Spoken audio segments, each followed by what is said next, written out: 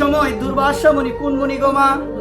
দুর্বাসা মুনি, তিনি শ্রীমতী রাধারানীর মা, যার নাম হলো কীর্তিদা সুন্দরী। নামটা কি?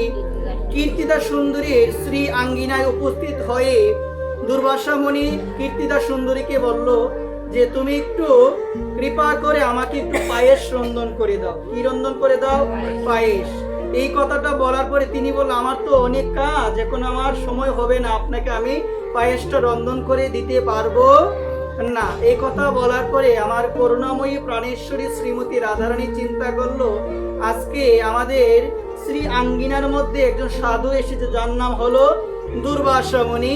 এবং দুর্বাসা মুনি আসার পরে সে আমার মায়ের কাছে কি বলল, যেন একটু পায়েস রন্ধন করে দেওয়ার জন্য। আমার মা বলছে পারবো না, এখন আমি ঘরে আছি, আমার তো উচিত দুর্বাসা মুনির জন্য কি রন্ধন করা? পায়েস রন্ধন করা। একবার প্রেম সে বলে। তখন দুর্বাসা মুনি মা পায়েস রন্ধন করতে গেলে কি কি লাগে গো?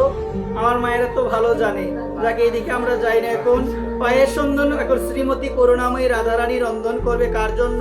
দুর্বাসা মুনির জন্য। তখন কি করলো? তিনি সমস্ত কিছু জোগাড় করলো। কে জোগাড় করলো? আমার করুণাময়ী শ্রীমতী রাধারানী।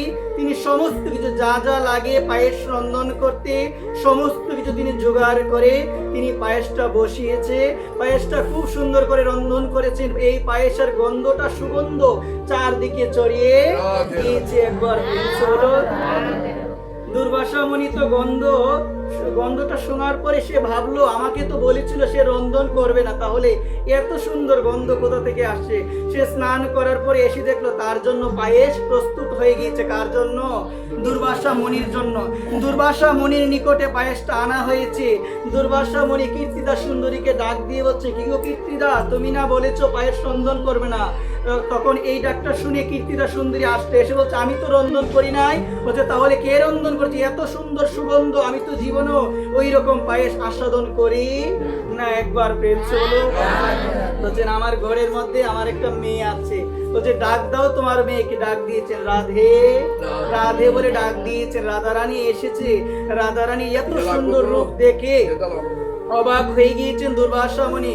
দুর্বাসা মুনি রাধারানীকে ডাক দিয়ে তার কাছে নিয়েছেন এবং রাধারানীকে একটা আশীর্বাদ করেছিল। বলছে রাধারানী, আমি তোমাকে আশীর্বাদ করলাম এই জগতে এখন থেকে গোবিন্দের যে ভোগ হবে, গোবিন্দের যে ভোগ হবে ওই ভোগ যতই মানুষ নিবেদন করুক না কেন, তোমার হাতের রন্ধন ছাড়া গোবিন্দ কখনো সন্তুষ্ট হবে না। একবার প্রেম তোমার হাতের রন্ধন ছাড়া গোবিন্দ কি হবে না? বলো সবাই, কখনো সন্তুষ্ট হবে না। এই জায়গায় বলছি কি, এই যে আশীর্বাদটা দিল যে শ্রীমতী রাধারানীর হাতের রন্ধন ছাড়া আমার গোবিন্দ কখনো সন্তুষ্ট হবে না, এই জায়গার মধ্যে শিক্ষা দিল কি মা, তোমরা যে রন্ধন করছো তাহলে তোমাদের রন্ধন যে ভগবানকে নিবেদন করছো, যে ভগবান কি সন্তুষ্ট হবে না? অবশ্যই হবে, কিন্তু তোমাদের একটা কাজ করতে হবে। সেই কাজটা হলো যখন তোমরা ভোগ রন্ধন করবে, ভোগ রন্ধন করার পূর্বে আমার করুণাময়ী রাধারানীকে বলতে হবে রাধারানী তুমি যদি করাও আমি করতে পারবো, তুমি দয়া করো আমি গোবিন্দের জন্য